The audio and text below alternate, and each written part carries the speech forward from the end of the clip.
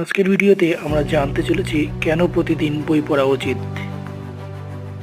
বই পড়া তথ্যভাণ্ডারকে সমৃদ্ধ করে, দৃষ্টিশক্তিকে বিস্তৃত করে, কল্পনা শক্তিকে বৃদ্ধি করে, সৃজনশীলতা বৃদ্ধি পায়। বই পড়া মস্তিষ্কের ব্যায়াম, জ্ঞান ও বুদ্ধিকে শানিত করে, মস্তিষ্ককে সক্রিয় রাখে, চিন্তা করার ক্ষমতা বৃদ্ধি করে, অন্যদের মনস্তাত্ত্বিক অবস্থা বোঝা সহজ হয়, মনোযোগ বাড়াতে সাহায্য করে, বিশ্লেষণী দক্ষতা বাড়াতে সাহায্য করে, মানুষের প্রতি সহানুভূতিশীল সংবেদনশীল হতে সাহায্য করে, প্রকৃত মানুষ হতে সাহায্য করে, একগুঁয়েমি হিংসা অহংকার থেকে মুক্তি লাভ করা যায়। প্রতিদিন বই পড়ুন, নিজের জ্ঞান দিয়ে বিশ্বকে আলোকিত করুন।